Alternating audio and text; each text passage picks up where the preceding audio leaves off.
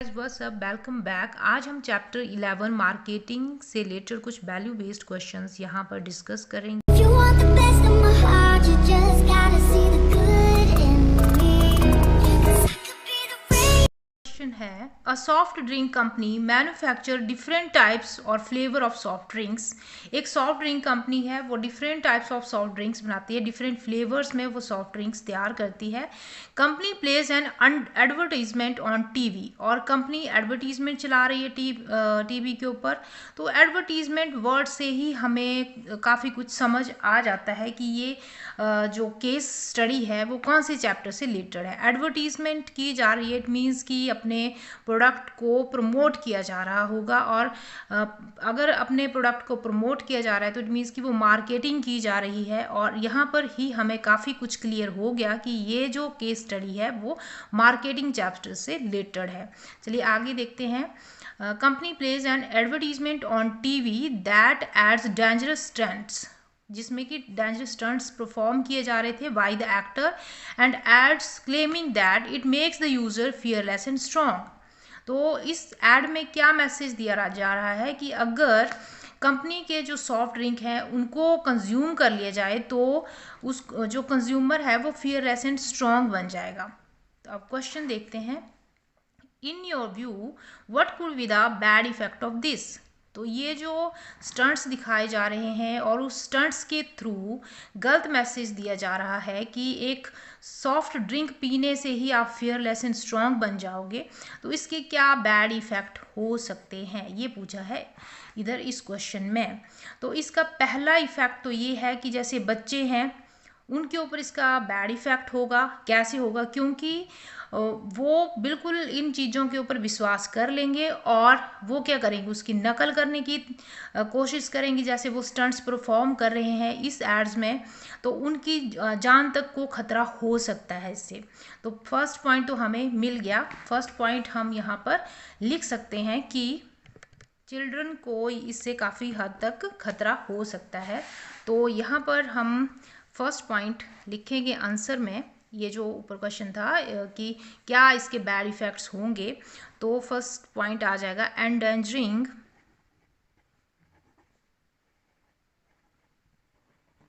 The life by imitation by children. तो children क्या है कि यहाँ पर इमिटेशन कर सकते हैं, तो उसकी उनकी जान को खतरा हो सकता है। और दूसरा इससे क्या हो गया, दूसरा ये जो तरीका है एडवर्टीजमेंट करने का, गलत मैसेज के थ्रू अपने प्रोडक्ट को बेचने का, तो हमें पता है ये अनफेयर एडवर्टीजमेंट प्रैक्टिस है। तो इसको हम दूसरे पॉइंट में लिख सकते हैं कि अनफेयर एडवर्टीजमेंट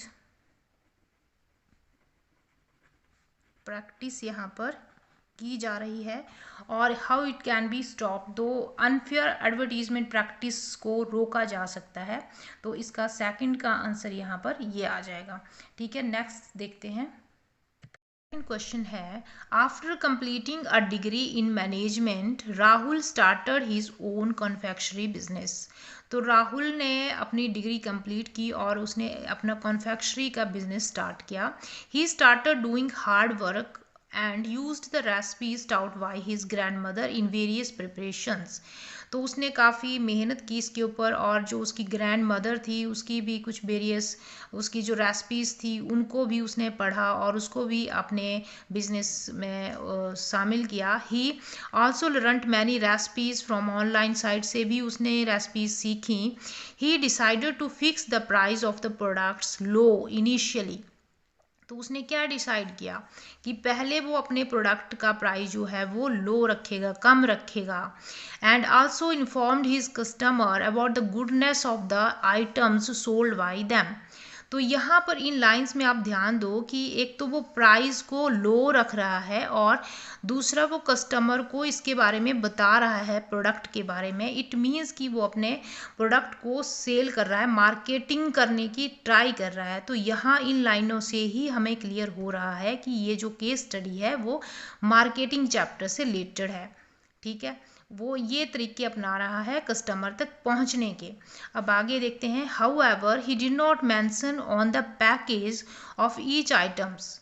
अब उसने क्या किया कि हर एक आइटम को मेंशन नहीं किया पैकेज पर, वेदर इट कंटेन्ड एग और नॉट, और उसने ये भी क्लियर नहीं किया कि जो उसके प्रोडक्ट हैं उसमें एग है या नहीं है। As a result vegetarian people, जो वेजिटेरियन लोग थे जो एग वगैरह नहीं लेते हैं, became hesitant in buying things from his shop. तो वो फिर कंफ्यूज हो गए कि अब इन प्रोडक्ट्स में जब डिस्क्रिप्शंस नहीं थी पैकेज के ऊपर, पूरी इन्फॉर्मेशन नहीं थी पैकेज के ऊपर, तो लोग जो वेजिटेरियन थे वो थोड़े पजल हो गए, थोड़े हेसिटेट हो गए कि अब इन प्रोडक्ट में एग्स है या नहीं है। तो वो थोड़ा हिचकिचाने लगे उसके प्रोडक्ट्स को ख़रीदने के लिए कि अब एग्स है या नहीं। ठीक है, आगे कहते हैं, his shop as they had to verbally inquire from him about the inclusion of eggs in the preparation of various items. हालांकि उन्होंने वर्बली पूछा भी कि इसमें एग है या नहीं, लेकिन फिर भी उनको मतलब पूरी तरह से वो बिलीव नहीं कर पाए उस वर्बल जो उसने बताया था कि इसमें एग नहीं है। ठीक है, अब यहाँ पर देखिए, in the context of the above case, अब इस केस में क्वेश्चन ये है, name the important aspect related to the marketing of the product which has been ignored. कौन सा ऐसा मार्केटिंग एस्पेक्ट है जो इग्नोर किया गया है। तो इन लाइनों से तो हमें क्लियर हो गया था कि मार्केटिंग चैप्टर है। ठीक है, और यहाँ पर उसने इग्नोर क्या किया, उसने ये देखिए line, mention on package each item did not, उसने मेंशन नहीं किया हर एक आइटम को पैकेज के ऊपर। तो जो भी प्रोडक्ट होता है उसमें हम क्या करते हैं, हमने मार्केटिंग चैप्टर में किया था कि लेवलिंग, और लेवलिंग में क्या क्या आता है, उसमें इंफॉर्मेशन होती है प्रोडक्ट के बारे में। ठीक है, कंटेनर के बारे में, पैकेजिंग के बारे में, प्रोडक्ट्स के बारे में कि इसमें क्या क्या इंग्रेडिएंट्स हैं और वो उसके कंटेंट्स क्या हैं, उसका वेट कितना है, उसके ऊपर कई बार वार्निंग्स वगैरह लिखी होती है। जैसे मेडिसिन के केस में हमने कई बार देखा है कि मेडिसिन के ऊपर लिखा होता है बॉटल के ऊपर कि store it in a cool place, या फिर एक पर्टिकुलर डिग्री टेम्परेचर से उसको नीचे रखना है। तो इस तरह से सारी इन्फॉर्मेशन उस लेवलिंग में दी होती है। ठीक है, तो जो कंटेनर के ऊपर जो भी इंफॉर्मेशन है वो लेवलिंग है। तो हम यहाँ पर बोल सकते हैं कि जो एस्पेक्ट यहाँ पर राहुल ने इग्नोर किया है वो है लेवलिंग। ठीक है, तो इसका आंसर हो जाएगा लेवलिंग।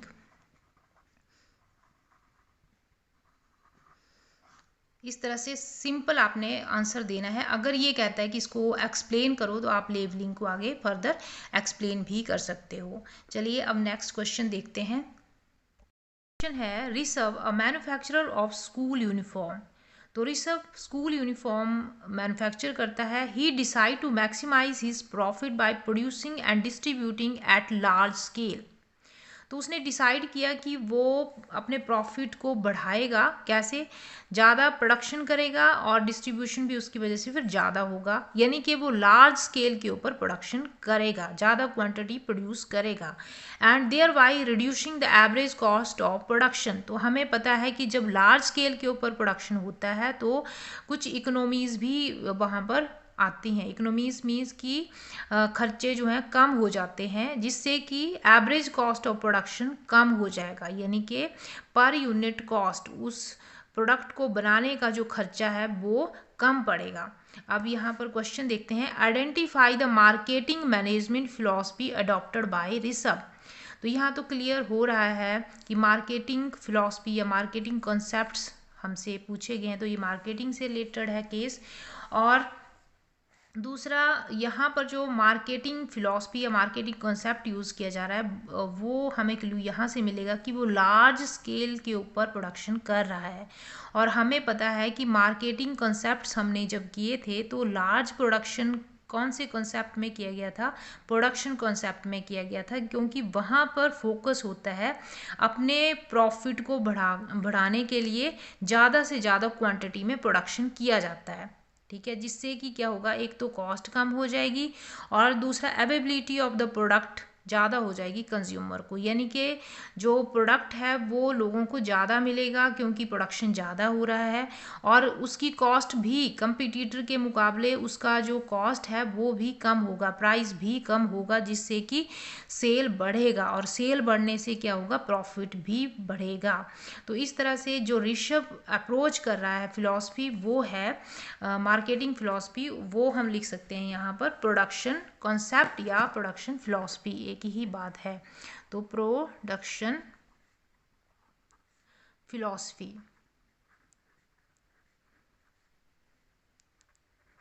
और कॉन्सेप्ट भी इसी को ही बोलते हैं। तो इस तरह से इसका आंसर हुआ प्रोडक्शन फिलॉसफी, ऋषभ यहाँ पर अपना रहा है। चलिए नेक्स्ट देखते हैं। क्वेश्चन है, A X films a commercial video production company. तो ए एक्स फिल्म नाम से कोई कंपनी है जो कि कमर्शियल वीडियोस बनाती है। That uses rocks, trees, historical monuments, electric poles and historical walls museum to advertise its product. तो ये कंपनी क्या करती है कि अपनी एडवर्टीजमेंट करने के लिए रॉक्स, ट्रीज, जो मॉन्यूमेंट्स हैं, जो हिस्टोरिकल वॉल्स हैं, उनका यूज़ करती है। मतलब कि रॉक्स के ऊपर, ट्रीज़ के ऊपर ये सारी ऐड करवाती हैं, ठीक है। तो अब यहाँ पर ये कहता है कि एडवर्टाइजिंग पॉलिसी उसकी इस तरह से है, सो फॉल्ट्स ऑफ द कंपनी। तो आप बताओ कि इसमें कंपनी के क्या फॉल्ट हैं। तो कंपनी यहाँ पर ऐड कर रही है, एडवर्टीजमेंट कर रही है, तो इससे हमें क्लियर हो गया कि ये मार्केटिंग चैप्टर से रिलेटेड केस है, मार्केटिंग चैप्टर से रिलेटेड वैल्यू बेस्ड क्वेश्चंस है। और दूसरा, अब हम इसके नुकसान बताने, फॉल्ट्स बताने हैं कि यहाँ पर ए एक्स फिल्म जो है वो क्या गलत काम कर रही है, उसके इन जो एडवर्टीज़मेंट की वजह से क्या नुकसान हो रहे हैं। तो फर्स्ट हम यहाँ पर लिख सकते हैं, एक तो वातावरण जो है उसको नुकसान हो रहा है, तो हम लिखेंगे हार्मिंग द एनवायरनमेंट, ठीक है। एक तो एनवायरनमेंट को नुकसान हो रहा है। दूसरा हम लिख सकते हैं कि इससे जो नेचुरल ब्यूटी है वो ख़त्म होती हैं, जो होर्डिंग वगैरह टांगे होते हैं, जो पंपलेट लगाए होते हैं, तो वो उतने सुंदर नहीं लगते देखने में, तो यहाँ पर ब्यूटी भी ख़त्म हो रही है। तो डैमेजिंग द नेचुरल ब्यूटी, ठीक है। और हम यहाँ पर लिख सकते हैं कि जैसे मॉन्यूमेंट्स वगैरह यूज़ हो रहे हैं तो वो भी डैमेज हो रहे हैं, तो यहाँ लिख सकते हैं कि डैमेजिंग द हिस्टोरिकल मॉन्यूमेंट्स, क्योंकि जब उसके ऊपर ऐड वगैरह करवाएंगे तो वहाँ पर कीलें वगैरह गाड़ी जाएंगी, जिससे क्या होगा कि वो नुकसान होगा उन मॉन्यूमेंट्स को, जो भी बॉल्स हैं, हिस्टोरिकल बॉल्स हैं, ठीक है। तो इस तरह से ये पॉइंट्स आप दे सकते हो कि फॉल्ट में, ठीक है। चलिए अब नेक्स्ट क्वेश्चन देखते हैं। A TV manufacturing company is spending lots of money to persuade the target customer to buy its TV sets. तो एक टीवी मैन्युफैक्चरिंग कंपनी है, वो काफ़ी पैसा स्पेंड कर रही है ताकि जो उसके टारगेट कस्टमर्स हैं उनको वो इनक्रेज कर पाए कि ज़्यादा टीवी वो ख़रीदें। और वो इनक्रेजमेंट कैसे कर रहे हैं, through advertisement, personal selling and sales promotion techniques. तो ये टेक्निक्स वो कंपनी अपना रही है, एडवर्टीजमेंट कर रही है, पर्सनली वो सेलिंग कर रही है, पर्सनल रिलेशन क्रिएट करके वो सेल करना चाहती है, एंड सेल प्रमोशन टेक्निक्स वो अपना रही है, ठीक है, सेल को बढ़ाने के लिए।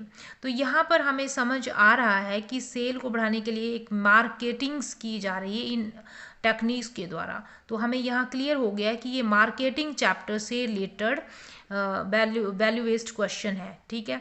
अब यहाँ पर देखिए ये क्वेश्चन क्या पूछ रहा है, identify the elements of marketing mix referred here in the above case. तो ये जो केस है इसमें कौन सा मार्केटिंग मिक्स यूज़ किया गया है। तो यहाँ पर क्योंकि अपनी सेल को प्रमोट करने के तरीके अपनाए जा रहे हैं और हमने किया था कि प्रमोशन मिक्स हमने किया था, वहाँ पर हमें पता है कि प्रमोशनल टूल्स यूज़ किए जाते थे, advertisement, personal selling, sales promotion और एक पब्लिक रिलेशन भी वहाँ पर यूज़ किया जाता था। तो ये 3 क्लियरली इधर गिवन है, तो हमें यहाँ से ही क्लियर हो रहा है कि मार्केटिंग मिक्स जो यहाँ यूज़ किया जा रहा है वो है प्रमोशन मिक्स। तो इसका आंसर होगा प्रमोशन मिक्स। ठीक है, आगे इसका थोड़ा सा एक्सप्लेन भी कर सकते हो अगर यहाँ पर एक्सप्लेन करने के लिए कहा है, जैसे कि promotion mix refers to combination of promotional tools used by an organization to achieve its communication objects. तो इस तरह से इसका आंसर दिया जाएगा। अब नेक्स्ट क्वेश्चन देखते हैं। क्वेश्चन है, Arun after completing his designing course wants to set up a garment factory in rural area of Jharkhand. तो अरुण ने डिज़ाइनिंग में कोर्स किया और कोर्स करने के बाद उसने डिसाइड किया कि वो एक गारमेंट फैक्ट्री खोलेगा, और गारमेंट फैक्ट्री भी वो कहाँ खोल रहा है, झारखंड में एक रूरल एरिया में। ठीक है, he manufacture trendy casual wear like T shirt, jeans, shirts etcetera under the brand name Maps T shirts. तो उसने एक ट्रेंडी मतलब जो कि फैशन में काउजुअल वियर्स थे वो बनाने का उसने सोचा, जिसमें कि टी शर्ट, जीन्स मतलब वैरायटी ऑफ क्लोथ्स उसमें आ जाते हैं, और उसके जो ब्रांड नेम है वो भी उसने एक यहाँ पर रखा, maps T shirt. He employed people from near by villagers it self in the factory. और जो नज़दीक के रूरल एरिया में उसने काम स्टार्ट किया, तो जो नियर बाई पीपल थे उनको भी उसने रोज़गार दिया, फैक्ट्री में उनको एम्प्लॉयमेंट दी। He wish to sell the products, और वो चाहता है, he wish to sell the product, main line आ रही है इधर, he wish to sell the products. अब वो अपना प्रोडक्ट सेल करना चाहता है through the local retailer in the village and also through amazon.in।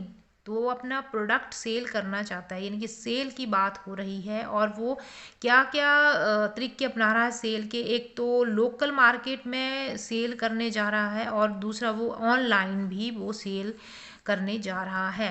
तो इट मीन्स कि वो सेल के लिए क्या कर रहा है, मार्केटिंग कर रहा है। तो हमें क्लियर हो गया कि सेल को बढ़ाने के लिए वो जो एफर्ट्स कर रहा है, तो ये मार्केटिंग चैप्टर से रिलेटेड केस है।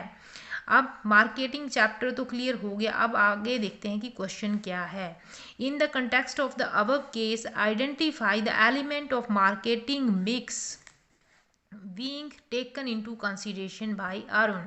तो यहाँ पर इस केस में कौन सा मार्केटिंग मिक्स अरुण ने यूज़ किया है वो आपको आइडेंटिफाई करना है।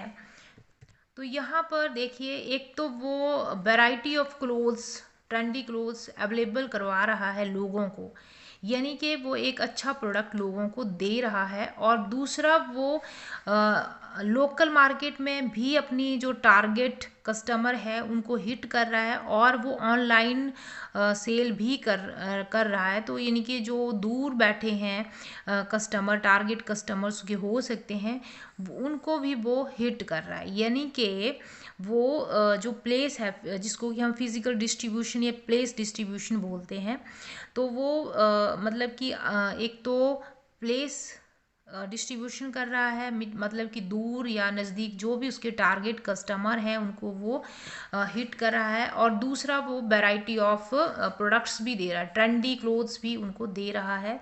तो यहाँ पर बहुत क्लियर है कि वो मार्केटिंग मिक्स कौन कौन से यूज़ कर रहा है। एक तो वो प्रोडक्ट यूज़ कर रहा है कि अच्छा प्रोडक्ट दे रहा है, और दूसरा जो मार्केटिंग मिक्स वो यूज़ कर रहा है वो है प्लेस, यानी कि ऑनलाइन चाहे ऑफलाइन वो अपने टारगेट कस्टमर्स को वो अपनी गुड्स जो अपने उसके प्रोडक्ट हैं, जो उसके क्लोथ्स हैं, उनको वो पहुंचा रहा है इनके थ्रू। तो इसका आंसर होगा प्रोडक्ट एंड प्लेस। इसको फर्दर अगर एक्सप्लेन करने के लिए कहा है तो इसको आप एक्सप्लेन भी कर सकते हो। चलिए नेक्स्ट क्वेश्चन देखते हैं। क्वेश्चन है, a cosmetics manufacturing company make claim in advertisement that its face cream improves the face complexion. तो एक कॉस्मेटिक्स मैन्युफैक्चरिंग कंपनी है और वो अपनी एड्स में ये क्लेम करती है कि जो उसने फेस क्रीम बनाई है, अगर आप उसको यूज़ करते हो तो इससे आपका फेस कॉम्प्लेक्शन अच्छा हो जाएगा, इम्प्रूव हो जाएगा। When customer uses companies face cream results was found incorrect. तो जब कस्टमर ने उस फेस क्रीम को यूज़ किया तो जो रिज़ल्ट था वो बिल्कुल ही इनकरेक्ट, मतलब गलत था, अपोजिट था। कोई भी कॉम्प्लेक्शन उससे इम्प्रूव नहीं हुआ। Here which values are being ignored. तो यहाँ पर हम देख रहे हैं कि कंपनी यहाँ पर एडवर्टीज़मेंट कर रही है, सेल करने की ट्राई कर रही है अपने जो भी प्रोडक्ट हैं। तो यहाँ पर एडवर्टीज़मेंट की जा रही है, सेल को बढ़ाने के लिए मार्केटिंग की जा रही है एड्स के थ्रू। तो ये हमें क्लियर हो गया कि ये मार्केटिंग चैप्टर है। अब आगे देखते हैं। क्वेश्चन था here which values are being ignored. कौन सी वैल्यू यहाँ पर इग्नोर की जा रही है? तो यहाँ पर जो वैल्यूज़ इग्नोर की जा रही हैं वो इस तरह से हो सकती हैं। एक तो कस्टमर है उसको मिसलीड किया जा रहा है, ठीक है। तो फर्स्ट पॉइंट हम लिख सकते हैं, इसका आंसर ऐसे हो सकता है कि confusing the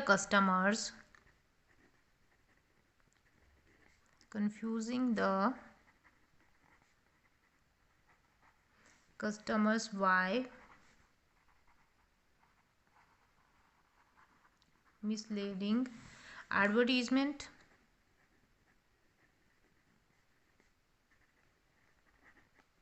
ठीक है।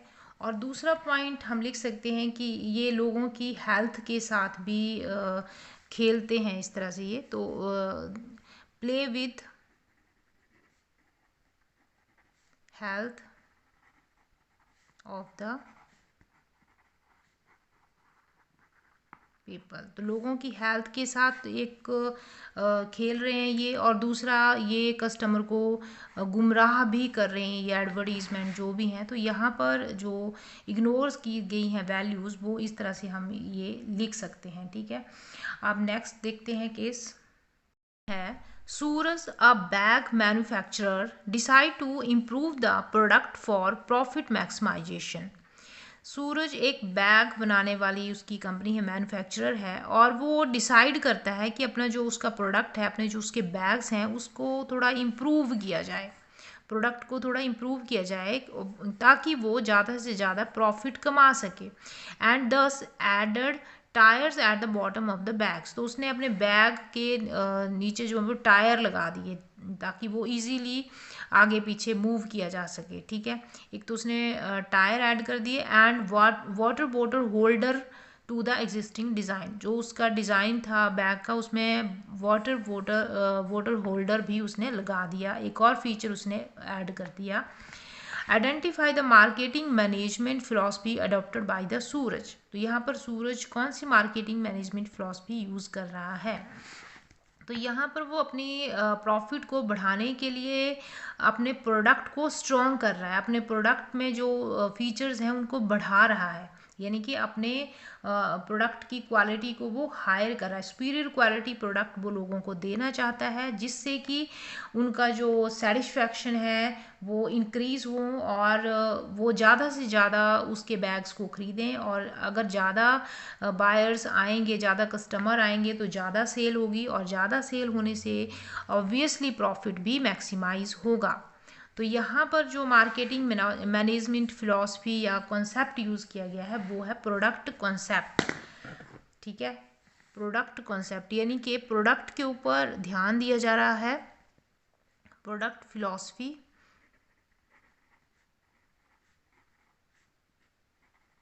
यहाँ पर यूज़ की जा रही है। तो प्रोडक्ट फिलॉसफी में हमें पता है कि हाई क्वालिटी प्रोडक्ट्स जो हैं वो सुपीरियर क्वालिटी प्रोडक्ट्स में कस्टमर को दिए जाते हैं ताकि सेल को बढ़ाया जा सके और प्रॉफिट को भी बढ़ाया जा सके। होप इस चैप्टर से रिलेटेड सारे कॉन्सेप्ट्स आपको क्लियर हो गए होंगे। तो वीडियो को लाइक करें और वीडियो को ज़्यादा से ज़्यादा शेयर करें ताकि और स्टूडेंट्स को भी इन वीडियोस का फ़ायदा हो। एंड रैंकर्स कोचिंग चैनल को भी सब्सक्राइब कर लीजिए ताकि आगे आने वाले वीडियोस को आप मिस ना कर पाओ। And thanks for watching.